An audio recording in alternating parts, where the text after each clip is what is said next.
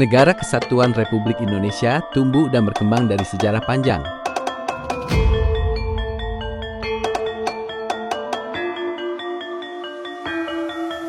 Dari jalur perdagangan, politik, agama hingga kekuasaan wilayah senusantara.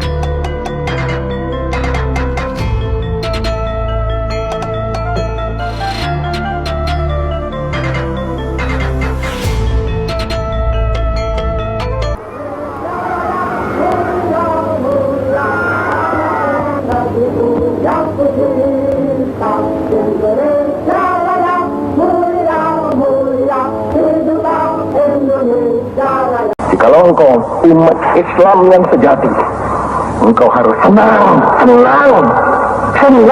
selalu digembleng, senang selalu up and down, senang bahwa engkau tidak selalu mengalami senang saja, tetapi harus merebut memperjuangkan kesenangan itu sebagai diucapkan oleh firman Tuhan, inna ma'al usri yusra. Baik dulu, nanti senang. Bersakit-sakit dahulu, berenang-renang ke tepian. Bersakit-sakit dahulu, bersenang-senang kemudian.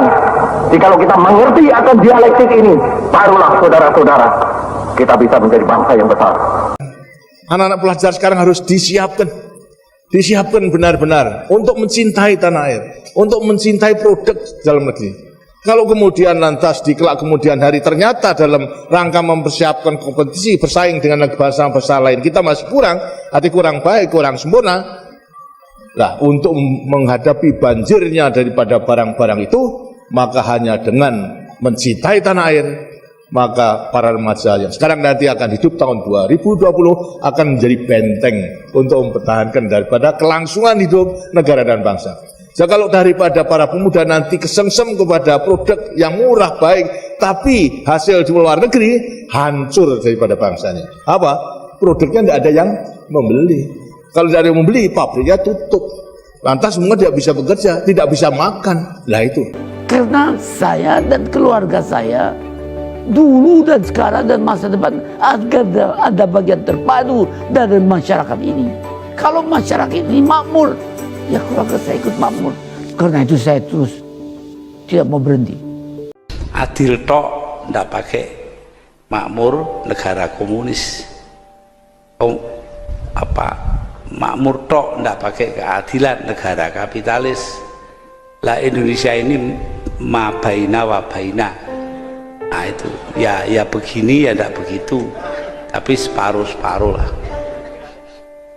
Ya dulu ini bapak-bapak yang beragama lain perlu saya ceritakan bahwa saya dulu itu kalau pidato wong beling ya lalu bilang Indonesia ini bukan negara teokratis, negara Islam, juga bukan negara sekuler karena agama punya peranan.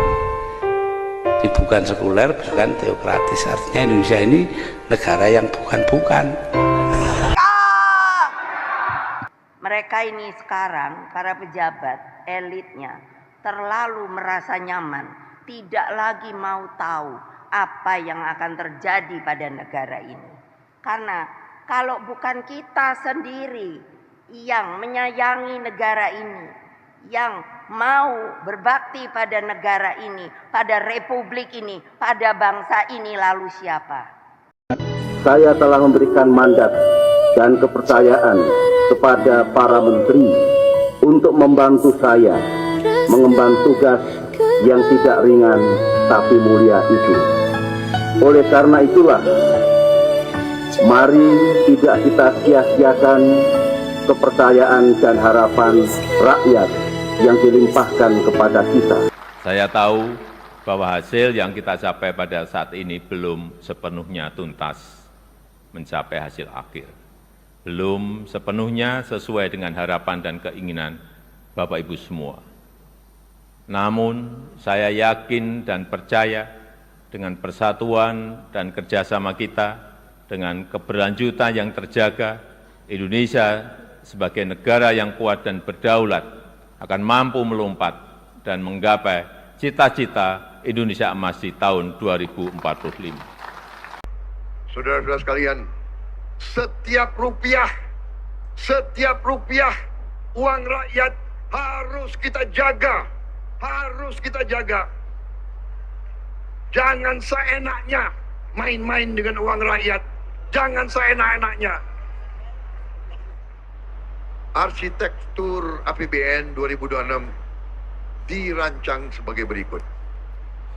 Belanja negara dialokasikan 3.786,5 triliun rupiah. Pendapatan negara ditargetkan mencapai 3.147,7 triliun rupiah.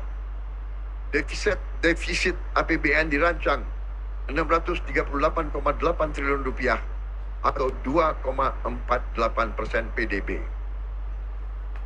Ditopang pembiayaan yang prudent, inovatif, dan sustainable.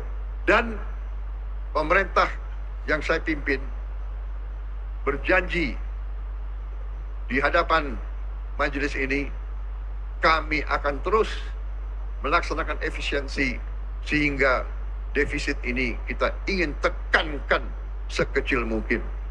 Dan adalah harapan saya, adalah cita-cita saya untuk suatu saat, apakah dalam 2027 atau 2008, saya ingin berdiri di depan majelis ini, di podium ini, untuk menyampaikan bahwa kita berhasil punya APBN yang tidak ada defisitnya sama sekali.